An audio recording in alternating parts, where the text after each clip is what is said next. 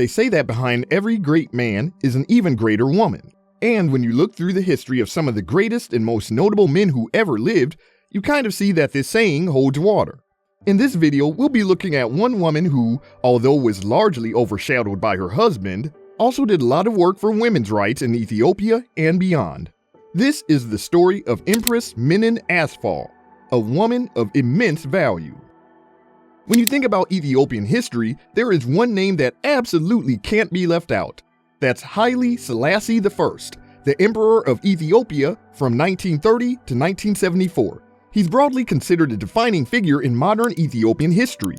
Born as Tafari Makonnen, he did a lot of work to modernize Ethiopia by following his uncle's legacy, King Menelik II, through several social and political reforms. He introduced the 1931 Constitution, and he also led the abolition of slavery in the country. He set the foundation of the first university in Ethiopia and emphasized the importance of education for the development of his nation. Even better, his diplomatic abilities and his internationalist views were what led Ethiopia to become a charter member of the United Nations.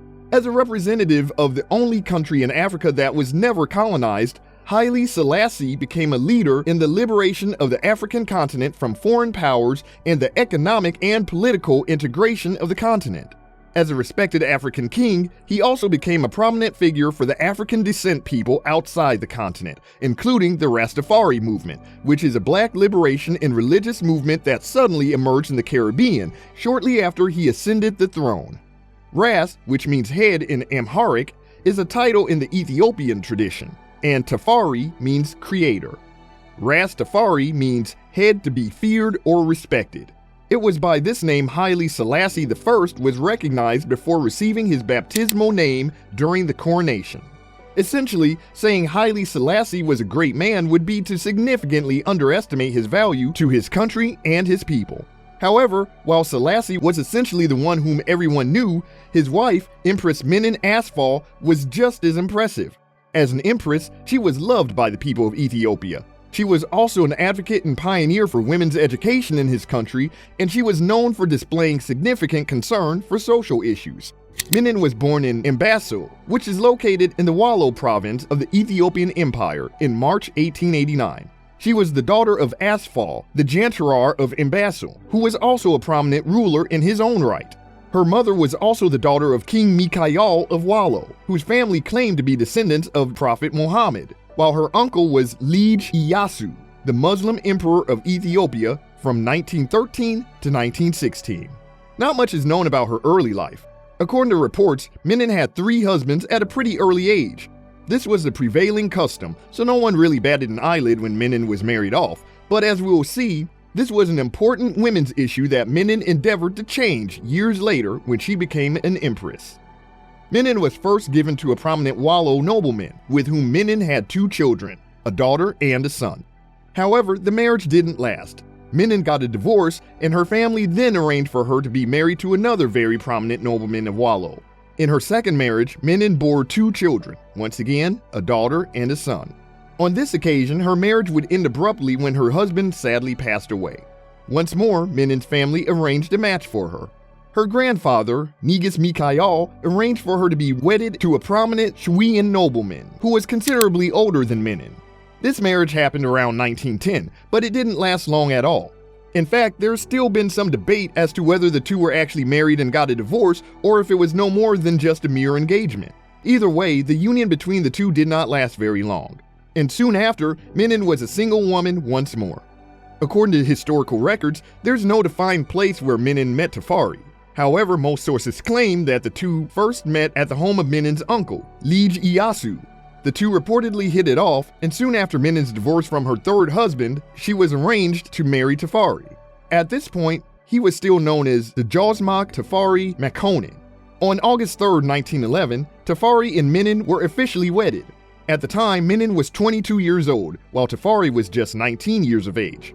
Tafari already had a previous wife and child, but it was Menen whom he chose to be his official empress. And when Tafari was finally crowned in 1930, Menen was the one who was beside him. On the 2nd of November of 1930, the coronation took place in Addis Ababa, with international guests from Africa, Europe, America, and Asia. Empress Menen was crowned the same day as Emperor Haile Selassie, contrary to what other emperors did in the past, when the empress was crowned days or even weeks after the emperor. Although their marriage was mostly instituted as a political match designed to create peace between the Ethiopian nobles, Menen and Tafari were said to have gotten married with mutual consent, and by all accounts, theirs was a peaceful union indeed. Haile Selassie I later described his wife as a woman without any malice whatsoever, and the people of Ethiopia also loved Menen very much. You see, there were several reasons why Menen was so beloved by her people. However, easily the most prominent was the fact that she wasn't just the usual empress who would stay by her husband's side and nod politely when he ruled. Menen took an active role in government, particularly championing women's rights and being an advocate for many of their issues. As empress, she noticed that education would be beneficial in helping to change traditional marriage practices. She made the education of girls a priority, and she founded the Empress Menen School for Girls in Addis Ababa, the first all-girls school which took in girls from all over the empire and gave them quality modern education. She wisely considered that education could positively impact the decision-making capabilities of the girls and also contribute to their poverty. Empress Menen also gave very generously, sponsoring programs for the poor, ill, and disabled people across the empire. As a devout member of the Ethiopian Orthodox Tewahedo Church, she worked to build and renovate several churches, both in Ethiopia and in Palestine. Menen even gave her personal funds to build the new Cathedral of St. Mary of Zion at Exile, although sadly, she didn't live to see it completed. She was also the patroness of the Ethiopian Red Cross, as well as the Ethiopian Women's Charitable Organization. She was also the patroness of the Jerusalem Society, which arranged pilgrimages to Jerusalem for believers. When the Italians occupied Ethiopia between 1936 and 1941, the emperor with the empress were exiled from the country. While her husband worked to reclaim control over his country, Menen pledged to the Virgin Mary at the Church of the Nativity in Bethlehem, promising to give her crown to the church if Ethiopia were liberated from the oppressors. She made multiple pilgrimages to Palestine, praying for the liberation of her homeland. And on May 5, 1941, on Ethiopia's Victory Day, when Haile Selassie returned to Ethiopia as emperor, a replica of Menen's crown was made for her and future empresses. The real one was sent to the Church of the Nativity in Bethlehem, showing that Menen was indeed true to her word. Until her death, Menen would never wear a full crown again, although she did occasionally wear a tiara at public events. In general, Menen did more than perform admirably in her role as the emperor's consort. She displayed significant concern for social issues, supporting development schemes to the best of her ability. At the same time, she visited schools, churches, and public events, mingling with the common people and showing the type of altruism that made her, and by extension, her husband, incredibly beloved by the people. While she took up no public stand on political issues, Menen was said to have been one of her husband's most trusted advisors behind the scenes. Records showed that she quietly gave her advice on a broad range of issues, lending a listening ear and providing her counsel when needed. Of course, this isn't to say that things were all rosy. In December 1960, the Council of the Revolution, 4 conspirators led by brothers Germain Niwe and Brigadier General Mengistu Niwe sought to overthrow the government of Emperor Haile Selassie while he was away on a state visit to Brazil.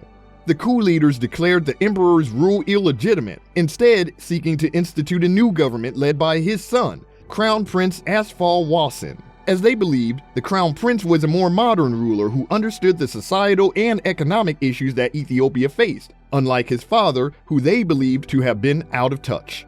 The council managed to gain control of most of Addis Ababa, and they took several ministers and other notable people hostage. Empress Menen was placed under house arrest during this period, being held at her villa outside the palace grounds in northern Addis Ababa. Nevertheless, the coup was crushed, and the emperor regained power with his empress still by his side. Empress Menen eventually died in 1962 at the age of 72. She was buried in the crypt of the Holy Trinity Cathedral in Addis Ababa, right among the tombs of her children.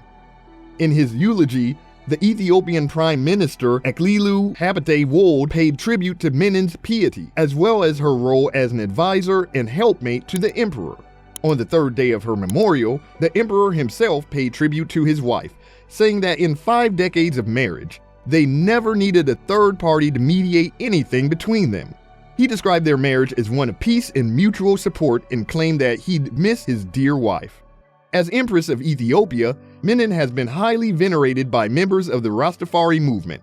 They describe her as Queen Omega, a name which compliments her as the partner to Emperor Haile Selassie, or as the Rastas call him, King Alpha. As we have seen, Empress Menen of Ethiopia was not behind her husband. It's not only that she was crowned the same day as the emperor, but she was also a pioneer in women's education and human rights in the 20th century. She was very religious, not only in words, but also in works. In a few words, she was an example of a powerful woman of immense value.